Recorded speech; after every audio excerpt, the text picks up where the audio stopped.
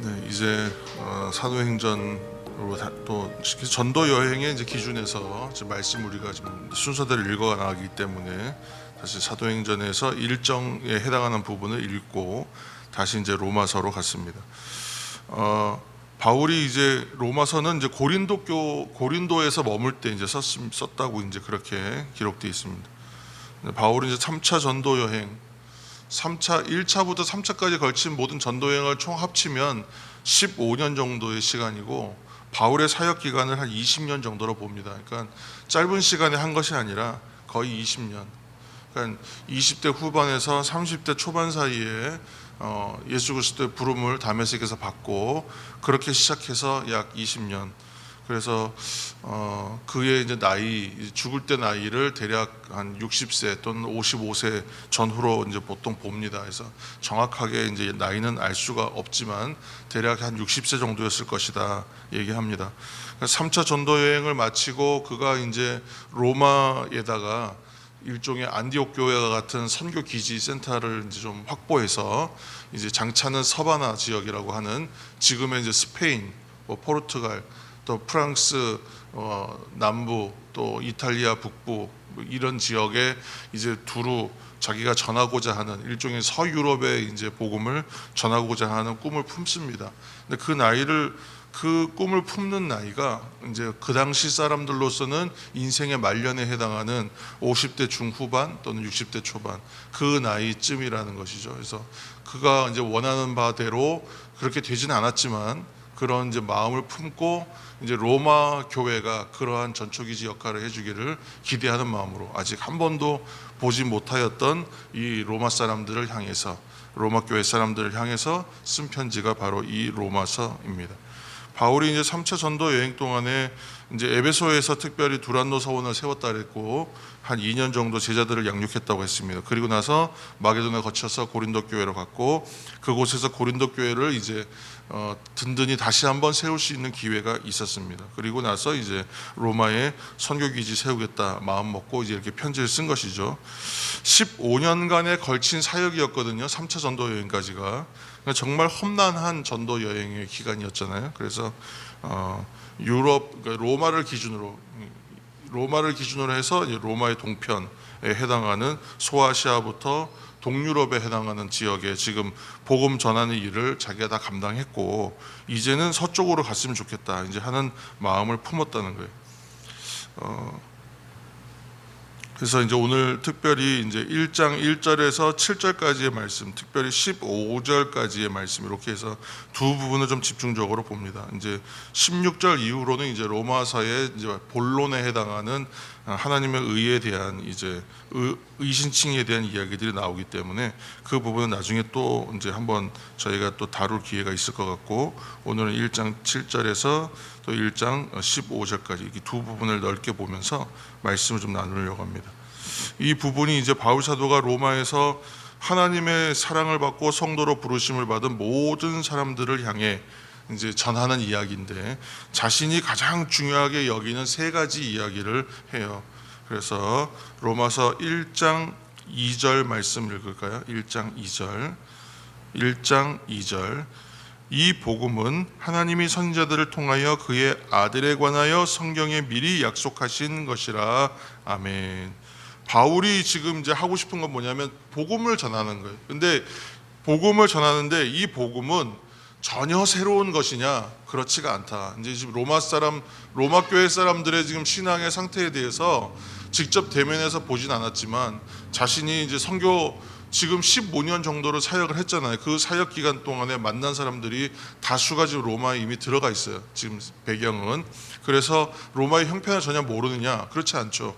본인도 로마 시민권이 있는 사람이었잖아요. 그러니까 로마에서의 사람들의 삶이 어떤지도 알고 그들의 신앙의 수준들도 어느 정도 점검이 되었던 것 같아요. 그래서 이제 이들에게 이제 말을 하는데 바울이 전하는 복음은 새로운 것이 아니다 얘기해요. 왜냐하면 익숙해야 새로운 것이다라고 얘기하면 좋을 것 같지만 전혀 모르는 얘기를 할 수는 없기 때문에 아는 얘기를 해야 된단 말이에요. 그러니까 새로운 것이 아니라 뭐냐면 미리 약속되었던 성경. 지금 이때의 성경은 이제 주로 이제 토라 또는 구약 성경을 말하는 것이지만 그래서 이미 약속되었던 성경 어떻게 약속이 됐냐? 미리 하나님께서 약속하셨고, 두 번째는 선지자들을 통하여서 약속되었고, 선지자들의 글이 있잖아요, 성경에.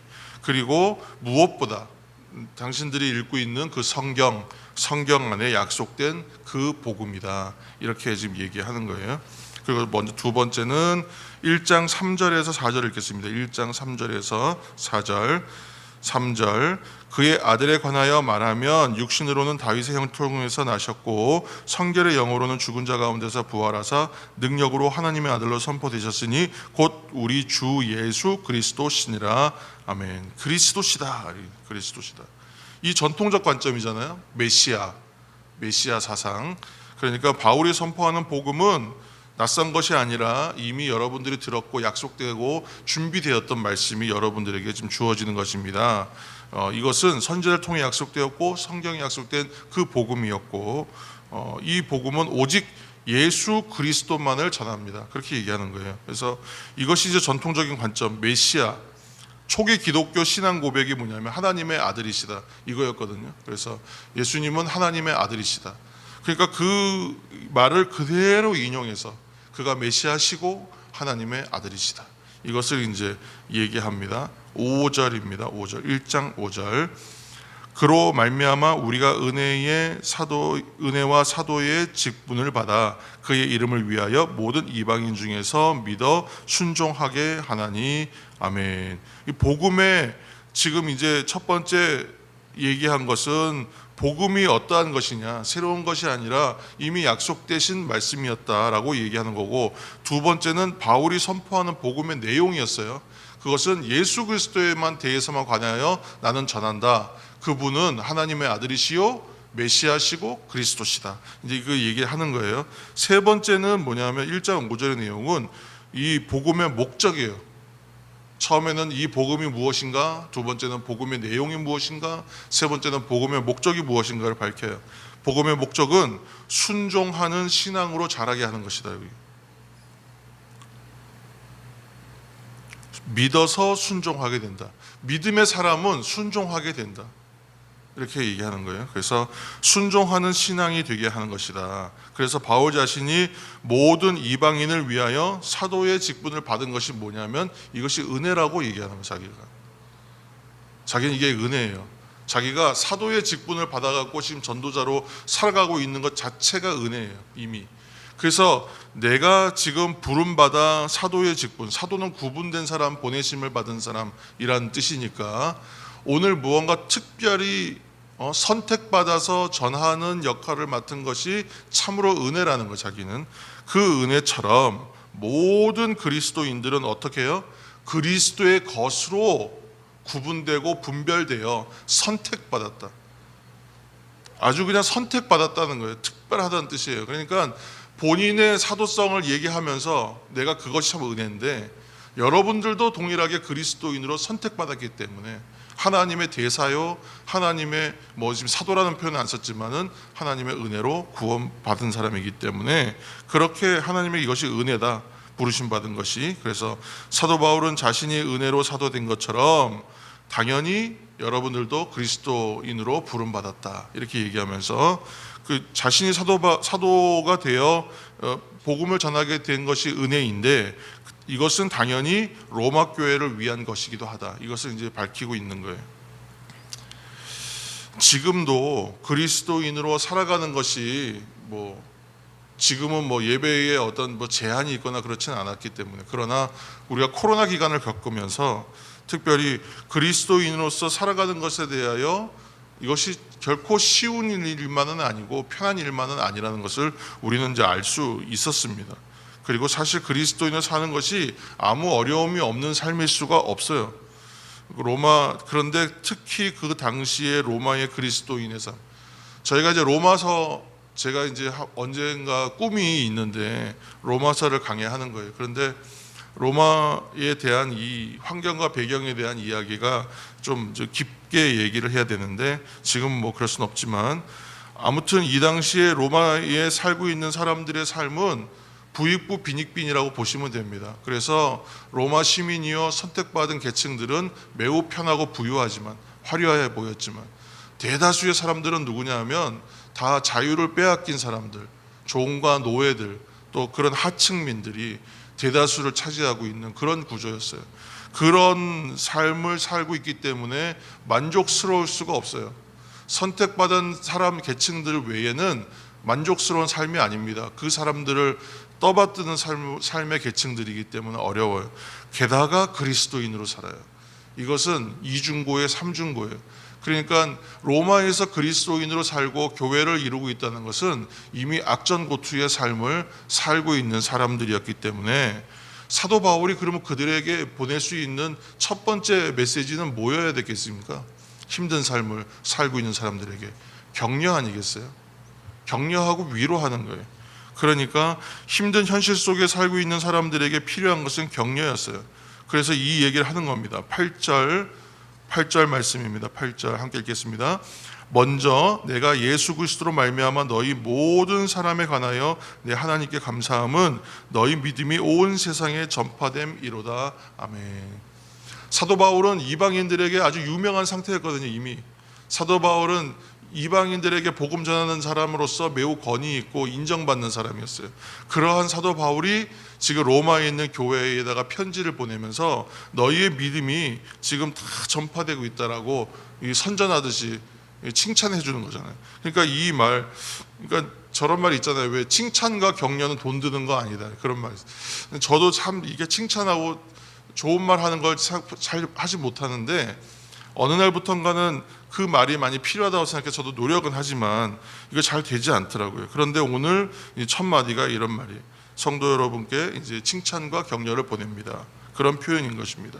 그래서 먼저 격려하는 것이고, 그리고 9절의 내용은 기도하는 거예요. 내가 기도하고 있다. 그렇죠? 항상 내 기도에 쉬지 않고 너희를 말하며, 항상 여러분들을 위해서 제가 기도하고 있습니다. 이렇게 얘기하는 거예요. 그리고 나서 이제 로마 방문의 목적을 서술했어요.